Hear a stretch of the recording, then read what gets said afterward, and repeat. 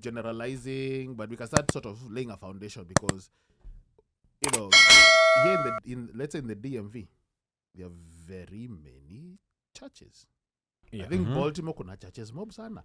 And the funny thing is over here, Stephen Batty is saying, Washake dirago bas. You, it's going to hurt our churches. I hear huko Arlington, the SDAs have churches that are now clan oriented. I don't know what that means.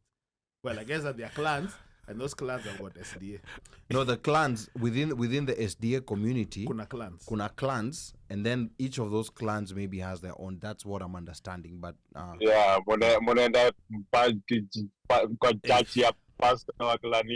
it's just the way up Baltimore one mic.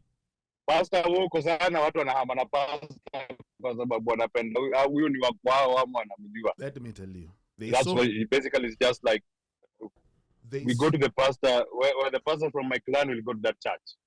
There's so much fragmentation, like in churches in Baltimore. You just hear, so and so, ameanza church yake. Walikosana, uko na the head pastor, or whatever, ameanza yake.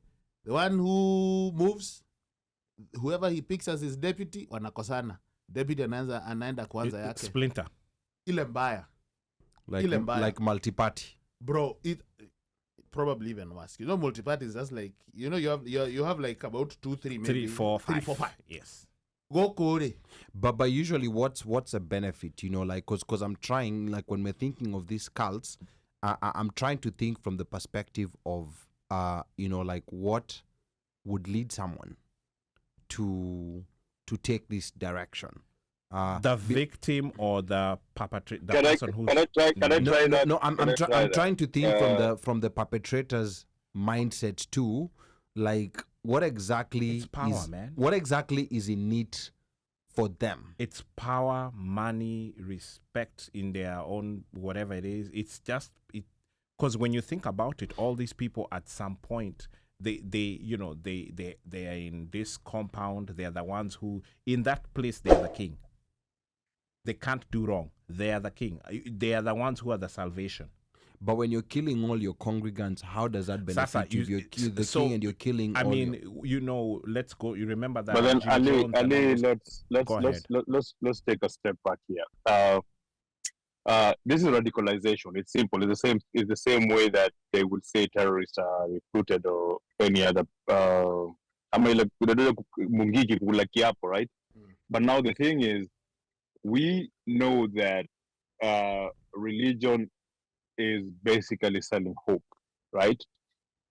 And most of the thing, and this is one thing I've always said, why is it that most of the time you'll find even gospel artists in Kenya, when they sing music, inakwanga juu ya shida. It's not about praise, it's about shida. Nilikuwa na shida alafu nikaomba nikakuwa na raha. So basically it's about how people are being taught. Like life is hard, right? What people live on is hope. Hope of a better day, hope of a better tomorrow. And religion provides that. Now, the one thing that human beings really have is that fear of the unknown, the fear of if I die, where am I going to be? Where am I going to go? Am I going to go to heaven? Now, if you can take that fear and then sell me hope that is wrapped in that fear, hope that lets me know that this suffering is supposed to be like this. And as Dre said, most of these pastors have the gab of mouth. Like they have the gift of gab. They will talk you to do things that you've not even thought about. They will sell ice to Eskimos by telling them how their ice is much whiter, cleaner, warmer than the one that they have. And once you know how to wrap that hope and you get to a point where now this person is the one who's being seen as the savior. This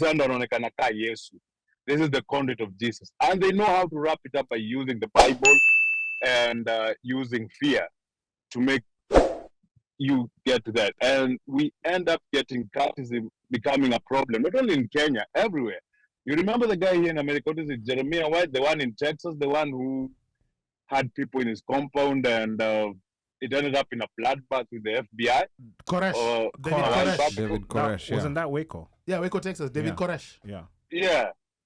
yeah. So we see it's not just a problem that affects uh, Africa, but as long as there's poverty, or as long as human beings believe that in my life I have hope of living better than how I'm living right now, and you tie it down with how we've been raised up in believing in God, and we know that there's a heaven and a hell, and these people just learn how to manipulate it using Bible verses, using the Quran, using whatever method they're using, and they wrap it up into a sweet thing. You yourself, you accept that suffering in the name of this suffering is going to pay off. I'm just suffering for now.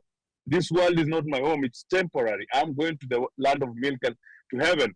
Nitakuwa nakula matunda na Adam hapo tukipiga story. So it comes quite easy, because at the end of the day, hope is what, when people lose hope, they become rebellious. So you have to peddle that hope. Politicians sell hope, right? Now, Pastors sell hope. Your job sells you hope. It gives you a hope of, if I work hard, I'm gonna get a pay rise and I'm gonna But live better.